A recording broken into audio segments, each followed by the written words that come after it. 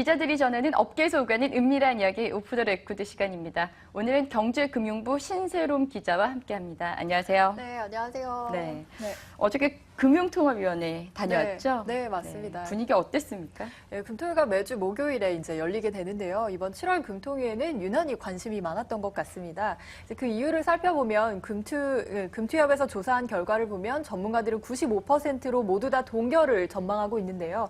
이 동결 전망에 대해서는 이견이 없지만 어떤 상황들이 펼쳐질지에 대해서 경기 인식에 대한 이주열 총재의 인식이 어떨지에 대해서는 또 얘기들이 많이 오가고 있습니다. 네. 그래서 그 기준금리 변화되는 시점들을 보면요. 지난해 5월에 한 차례 인하됐습니다. 0.25% 인하가 된 이후에 이달까지 합하면 14개월 연속 동결이 된 건데요. 이 동결된 이유로 이주열 총재는 동결 이유에 대해서 이 기준금리를 올리거나 내릴 이유가 없다. 이렇게 평가하고 있었습니다. 네. 즉, 현 수준의 기준금리가 적정금리라고 보고 있다. 라는 건데요.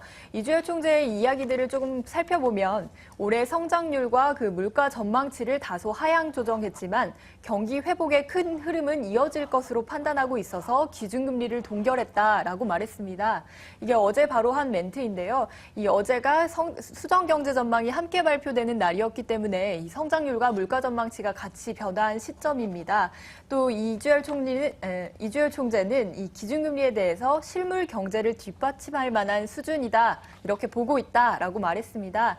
즉 적정금리에 대한 얘기인데 이 적정금리를 정확히 보기는 어렵지만 네. 여러 가지 기술적이거나 계량적 지표들을 토대로 봤을 때 지금의 금리 수준이 실물 경제 활동에 매우 부합하는 수준으로 보고 있다. 라고 말한 겁니다. 즉 최근에 이 세월호 사태로 2분기의 성장세가 주춤했고 향후 성장 전망도 하향 조정됐지만 여전히 잠재 성장률 이상의 성장이 예상되는 만큼 이 기준금리는 이달에 변화하지 않았습니다. 네. 또 이달의 금통위의 경우에는 이주열 총재가 소통을 그동안 강조해왔던 만큼 급작스럽게 기준금리를 변화시키는 어려웠던 것으로 보입니다. 하지만 소수 의견이 나올지에 대해서는 그 모두 의견이 좀 달라서 어떨지에 대한 관심들이 많은 상황이었습니다. 네. 사실 그 이주열 총재가 처음 취임하고 나서 첫 금통위 때 금리 인상을 할 수 있다. 약간 이러한 시그널을 줬습니다. 그래서 좀 시장을 놀라게 했는데 갑자기 또 입장을 바꾸기는 좀 어렵지 않았을까. 네. 그런 예상을 좀 시장에서 했던 것 같아요. 네, 어떻습니까? 맞습니다. 이 이주열 총재가 처음에 그 취임하던 때가 바로 4월이었나요? 예, 그때도 수정경제 전망을 발표하는 날이었는데 수정경제 전망에서 0.2%포인트를 올려 발표했습니다. 그 이유는 이 기준 연도가 변했고 또 국제적인 기준에 맞춰서 기존의 3.8%에서 4.0%로 네. 올렸던 건데요. 이 세월호 사태가 예기치 않게 터지면서 2분기의 성장률이 주춤하게 됐고 경기 인식이 달라졌다. 하지만 경기 인식은 달라졌지만 기준금리는 당장 변화시키기 어렵다. 네. 이런 상황입니다. 그러니까 어저께 이주열 총재의 발언을 보면 성장세, 뭐 세월호 참사 이후 굉장히 경기가 둔화됐다.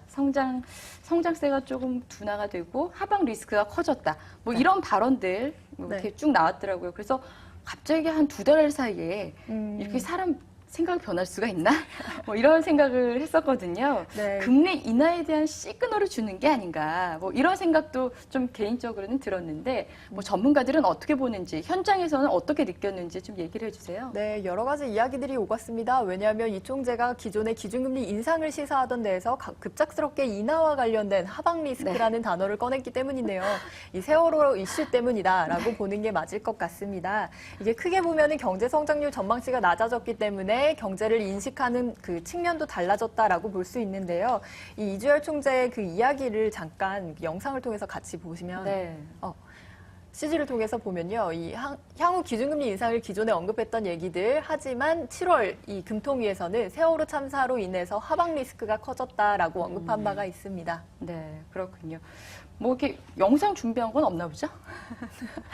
네, 있대요. 있어요? 네. 네, 한번 보시죠. 세월호 사고 이후 크게 위축되었던 소비가 증가로 돌아섰지만 아직 완전히 회복되지 못하는 그런 상황입니다. 향후 성장 경로상의 상방, 하방 리스크를 평가해 보면 현재로서는 하방 리스크가 다소 큰 것으로 저희들은 보고 있습니다.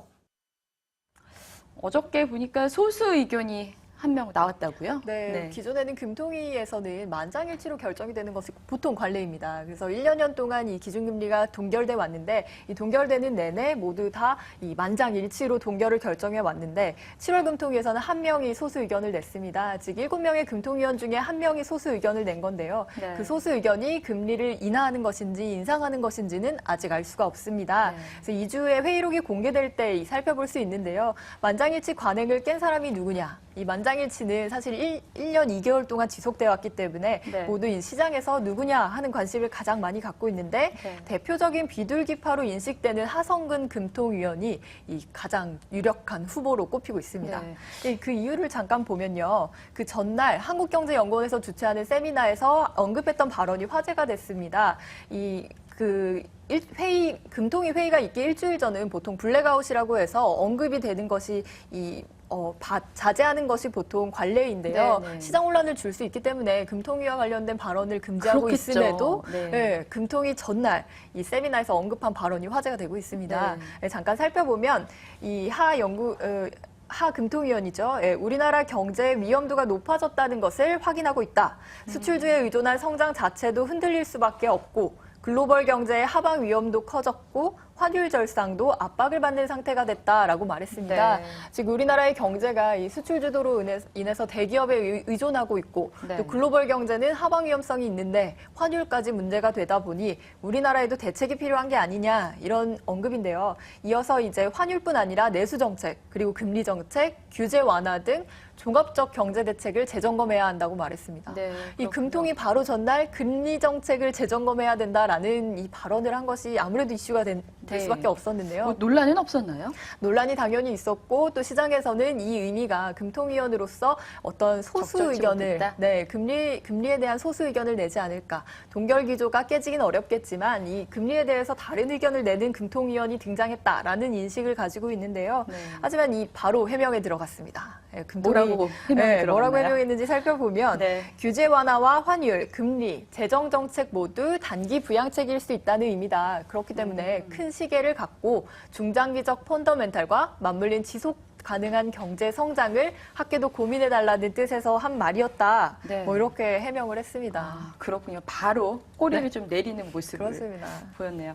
함준호 위원일 가능성도 배제를 못한다. 뭐 이런 얘기가 시장에서도 들리더라고요. 네, 맞습니다. 금통위원이 최근에 가장 새롭게 등장한 위원이라고 한다면 이 함준호 위원인데요. 함준호 위원은 5월 13일에 첫 출근을 했습니다. 그래서 이번 금통위가 첫 번째 금통위였기 때문에 네. 새로운 의견을 제시했을 수 있다라는 의견도 나오고 이 첫 번째 금통위에서부터 새로운 의견을 제시하기는 어렵지 않았겠냐 이런 의견도 나오는 상황입니다. 네, 그렇군요.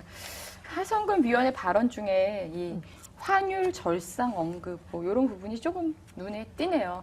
네. 지금 금리 인하를 해야 된다 이렇게 주장을 하는 쪽에서는 지금 다른 나라들이 다 금융통화 정책을 통해서 돈을 풀고 있잖아요. 뭐 네, 미국, 네. 뭐 유럽, 일본 다 풀어주고 있는데 우리나라만 이렇게 긴축적으로 가면 원화 강세는 뭐 어쩔 수 해결하기가 없는. 어렵다. 그러면서 우리가 좀 뭔가 이걸 해결책까지는 아니더라도 조금 방언하자.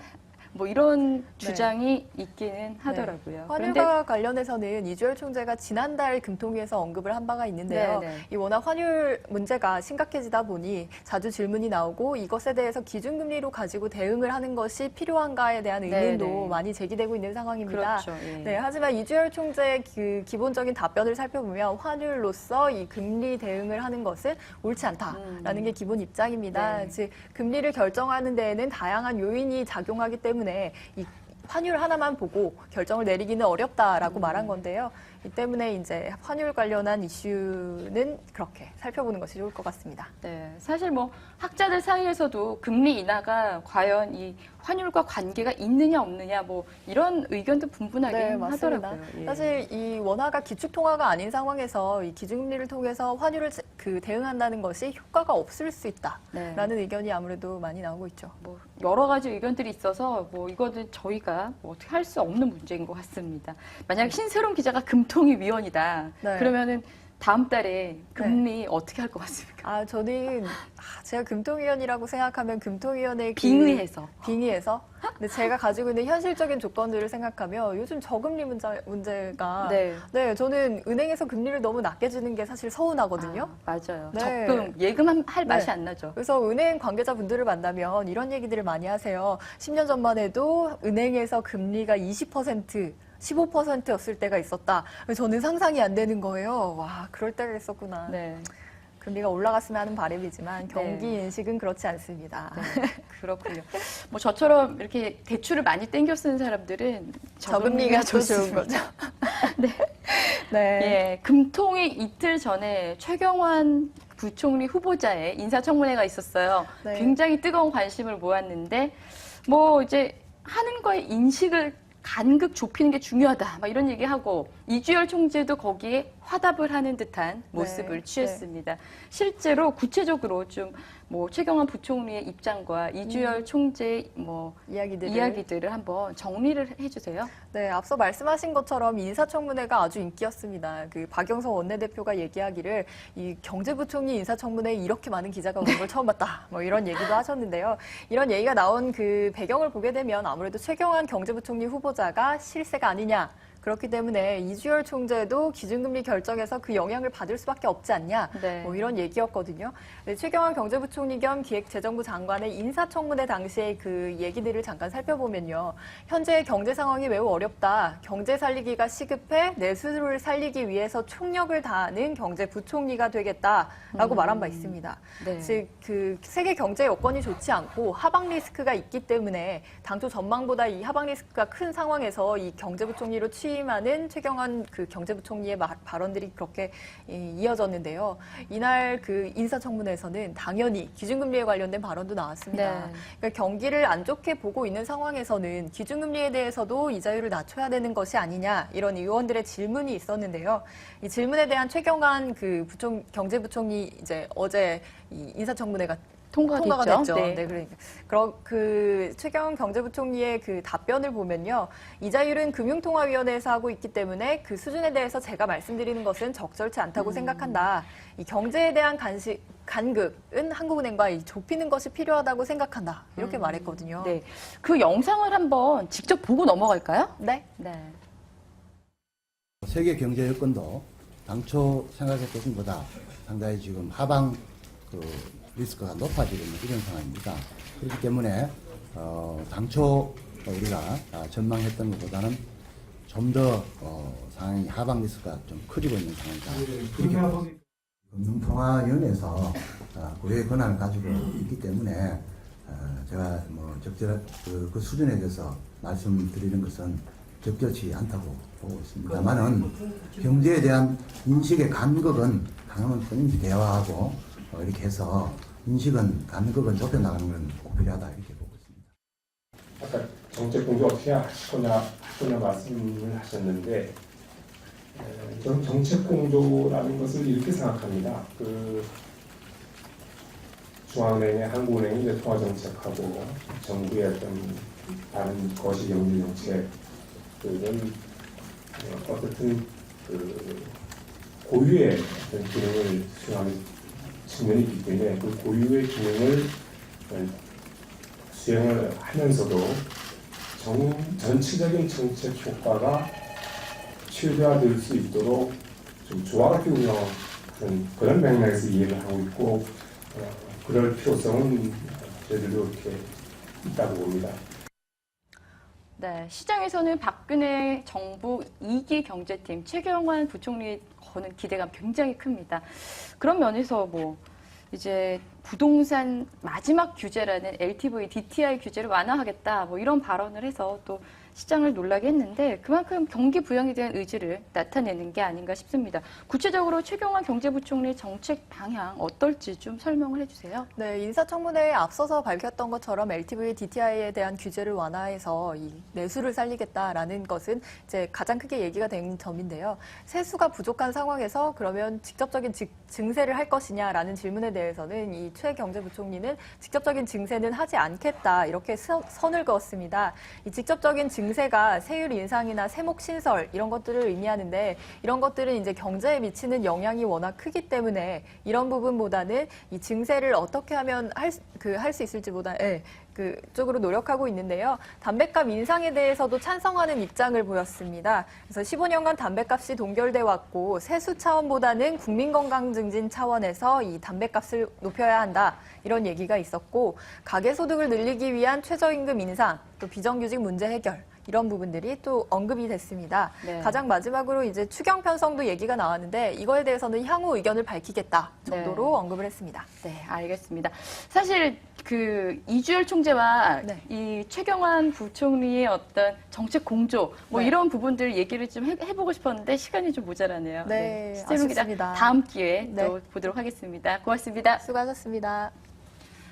네, 기고만장 오늘 여기까지 준비했습니다. 주말 잘 보내시고요. 저는 다음 주 월요일 다시 찾아뵙겠습니다. 고맙습니다.